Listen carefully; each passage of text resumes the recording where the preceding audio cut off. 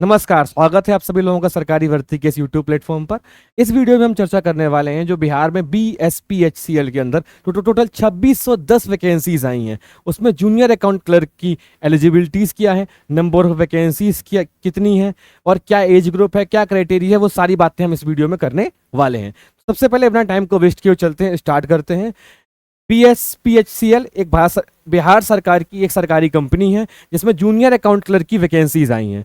इसमें इसका फॉर्म भी ऑनलाइन आपको फिल करना है और इसमें कुछ कंपनीज के ये नाम दिए हुए हैं। इन कंपनीज को जब आप फॉर्म को फिल करेंगे आप वहां पर अपनी कैटेगरीज को चूज कर सकते हैं। हम बात करते हैं कितनी वैकेंसीज आई हैं।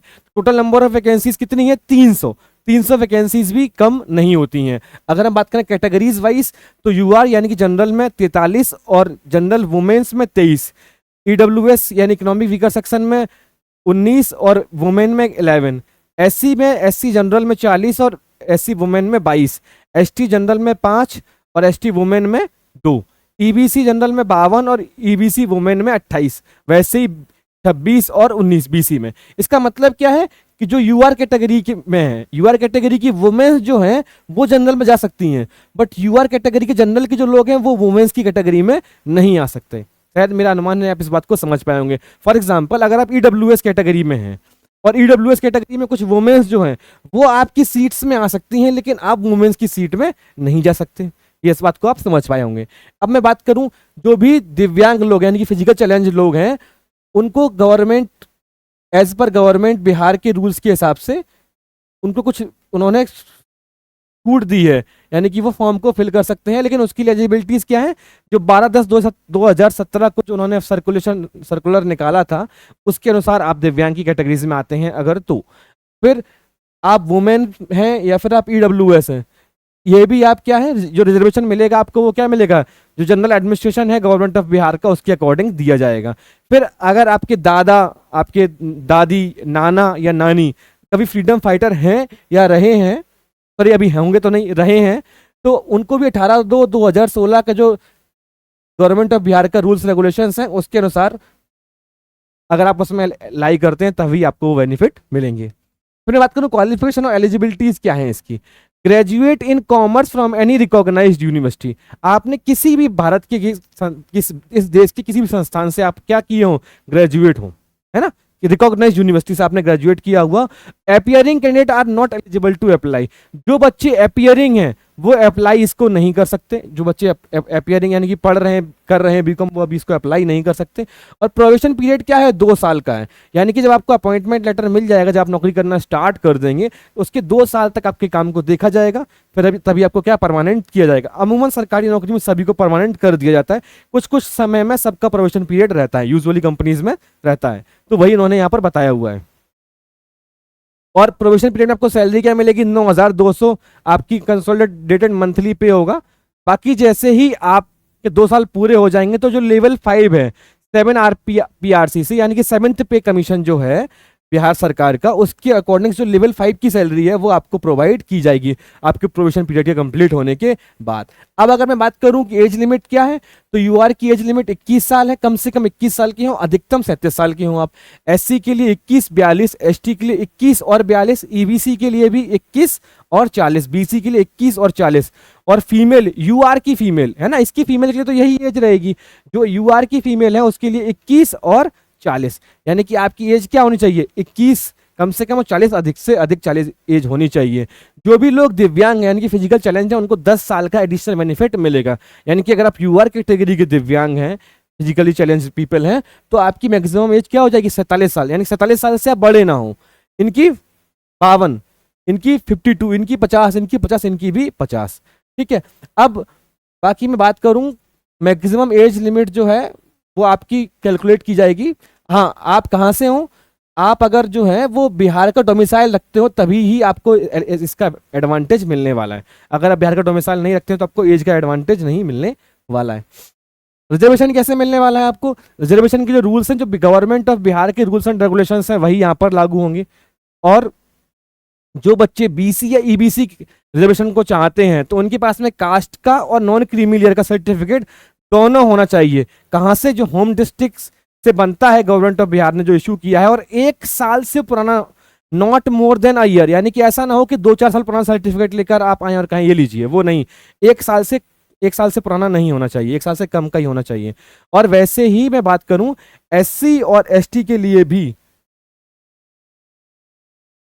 फ्रीडम फाइटर के एससी और एसटी के लिए भी क्या है, केवल कास्ट सर्टिफिकेट चाहिए।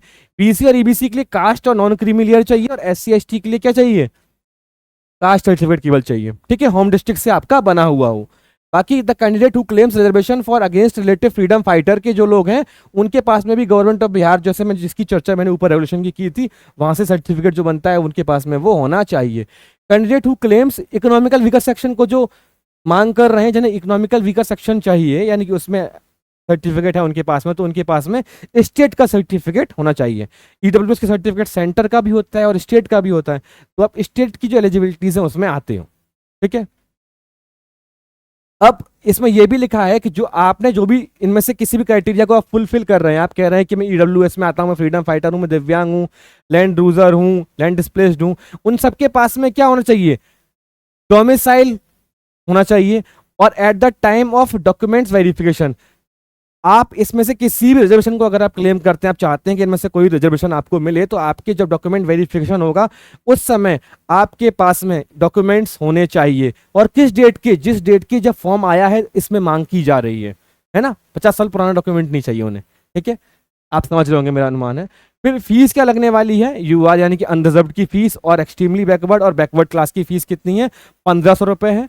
और बाकी schedule caste, schedule tribes, domicile of Bihar only, for दिव्यांग 40% एंड अबव ओनली, यानी कि दिव्यांग वो लोग जो 40% या उससे ज्यादा का सर्टिफिकेट है उनके पास में। और female domicile of Bihar only. अब ये तो सिंपल सी बात है ना कि फीस में भी वही जो लोग हैं जो बिहार के लोग नहीं है ना, इनमें से जो बिहार के नहीं है उनको कहाँ यहीं काउंट किया जाएगा, बाकी जो बिहार के लोग हैं उनसे 375 रुपीज लिए जाएंगे। मेरा अनुमान है आप लोग समझ गए होंगे इस बात को, ठीक है, कोई कंफ्यूजन नहीं रहोगा। Fees will be accepted through online payment mode only. पैसा जो है आपको कैश में नहीं देना है, किसी को डिमांड ड्राफ्ट नहीं बनवाना, बैंक में जाके चक्कर नहीं लगाना है, आपका ऑनलाइन पेमेंट होगा और आपको परेशान होने की आवश्यकता है नहीं। पेपर जो होगा आपका कंप्यूटर बेस्ड होगा। अब कंप्यूटर बेस्ड होगा तो कई सारे बैचेस में होगा, तो उसमें जेड नॉर्मलाइजेशन जो लगता है वो लगेगा। और क्वालिफाइंग मार्क्स क्या है, 40 for UR, 36.5 for BC, 34 for EBC, 32 for SC ST and female candidate. यानी कि इतने कम से कम नंबर आप आएंगे आपके, तभी आप क्या आएंगे उसमें क्वालिफाई माने जाएंगे, अदरवाइज आप क्वालिफाई ही नहीं माने जाएंगे, ठीक है। कट ऑफ को आप हटा दीजिए फिलहाल। उसके बाद फिर मेरिट लिस्ट बनाई जाएगी और फिर वो सब चीजें होंगी। पर अगर आपको डेमो या फिर मॉक टेस्ट देना है इसका, तो www.bsphcl.co.in इसका जो लिंक है वो हम आपको डिस्क्रिप्शन में प्रोवाइड कर देंगे, वहां पर आप क्लिक करेंगे तो आप डेमो जा करके दे सकते हैं, ठीक है। फिर अलॉटमेंट ऑफ कंपनी, जो कंपनीज ऊपर बताई गई हैं वो आपको अपने प्रेफरेंस के अकॉर्डिंग फिल करनी होंगी। आप फिल कर दीजिए अपने प्रेफरेंस के अकॉर्डिंग, आपको किस कंपनी में अलॉटमेंट चाहिए, किस कंपनी में आप पहले चाहते हैं। जैसा पीसीएस का जो भी फॉर्म फिल करते हैं, आप पहले कहते हैं ना मुझे पहले एसडीएम टाइप, फिर एसडीएम के बाद फिर डीएसपी, वैसे ही फिर धीमे धीमे, तो वैसे ही आपकी इसमें कंपनीज हैं, वो तो हायरार्की होती है, यहाँ पर कंपनीज जो आप चाहें वैसे आप फिल कर सकते हैं, ठीक है। मेरिट के हिसाब से आपको मिलेगी, कंपनीज भी मेरिट के हिसाब से ही मिलेंगी।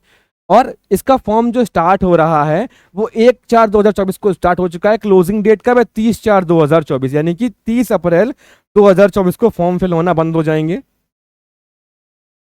एग्जाम जो है आपका वो मई या जून के महीने में होने वाला है। और कैंडिडेट को ऐसा उन्होंने बताया है कि वो www.bsphcl के रेगुलर टच में रहें डिटेल्स और अपडेट के लिए। और जो भी उनके पास में जो ईमेल या फिर जो फोन नंबर वो प्रोवाइड करेंगे उसमें इन्फॉर्मेशन कर दिया जाएगा। डेट ऑफ एग्जामिनेशन जो है उनको ईमेल के द्वारा, एसएमएस के द्वारा भेज दिया जाएगा। एडमिट कार्ड जो है वो इस वेबसाइट से डाउनलोड कर पाएंगे। और admit card will be computer generated only, will not be sent by post. Admit card जो होगा आपको बाई पोस्ट नहीं भेजा जाएगा, कंप्यूटर से जनरेटेड जो प्रिंट आउट नहीं लेते हैं वही माना जाएगा इनका, ठीक है। तो आप इस फॉर्म को फिल कर दीजिएगा।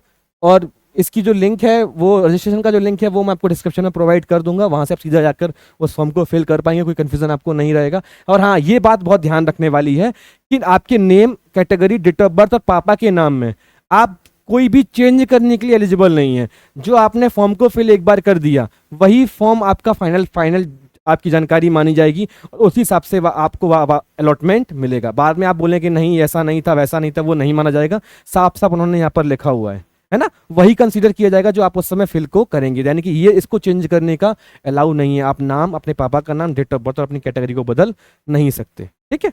अदरवाइज डॉक्यूमेंट वेरिफिकेशन के समय आप बोलें बदल दो, लेकिन आपको एक ईमेल आईडी और मोबाइल नंबर आपका होना चाहिए। अगर आपके पास में आपकी ईमेल आईडी नहीं है तो आप अपनी ईमेल आईडी बनाएं, क्योंकि अदरवाइज क्या होता है, हम कंप्यूटर वाले भैया से बोल देते हैं भैया आप ही अपनी ईमेल आईडी डाल दीजिए, तो नोटिफिकेशन भी उन्हीं के पास जाता है, मेल भी उन्हीं के पास जाता है, तो आपको पता नहीं चल पाता है। इसीलिए आपकी ईमेल आईडी बनी रहे, आपके पास में रहे, ताकि कोई जानकारी आपके पास में आ सके, आप चूके ना।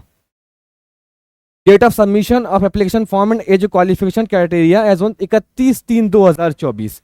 देखो, जो एप्लीकेशन फॉर्म में आपकी एज क्वालिफिकेशन है, यानी कि आप 31/3/2024 को 18 साल से कम के नहीं होने चाहिए, और जो भी आपका मैक्सिमम क्राइटेरिया है 37 है, 40 है, आप दिव्यांग है तो 50 भी हो सकता है आपका मैक्सिमम, तो आप इस डेट को उससे बड़े भी नहीं होने चाहिए। जैसे अगर आप यूआर में हैं तो आप 38 के हो रहे होंगे 31/3/2024 को, तो आप एलिजिबल नहीं है।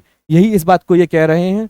और बाकी ऑनलाइन पेमेंट कैसे करना है, हाँ, कोई और जानकारी चाहिए तो आप 9513253397, इनकी ऑफिस टाइमिंग 9:30 से लेकर शाम को 6 बजे तक है, आप इन्हें कॉल कर सकते हैं। बाकी bspHCLRECPAT@gmail.com पर आप इन्हें मेल कर सकते हैं। बाकी अगर आपको लगता है कि आपको फॉर्म फिलिंग में या किसी चीज़ में और इन्फॉर्मेशन की रिक्वायरमेंट है तो आप हमें कमेंट करके हमें बता सकते हैं, हम आपके लिए यथासंभव सहायता करने का प्रयास करेंगे, ठीक है। फिर ये तो उस समय जब आपसे डॉक्यूमेंट वेरिफिकेशन किया जाएगा तब आपको बता दिया जाएगा। बाकी आप फॉर्म को फिल करें, रजिस्ट्रेशन का लिंक है वो आपको डिस्क्रिप्शन में मिल जाएगा, और जिसका सिलेबस है उसकी डिटेल इन्फॉर्मेशन जो है हम आपसे नेक्स्ट वीडियो में चर्चा कर लेंगे। जय हिंद, जय भारत, धन्यवाद।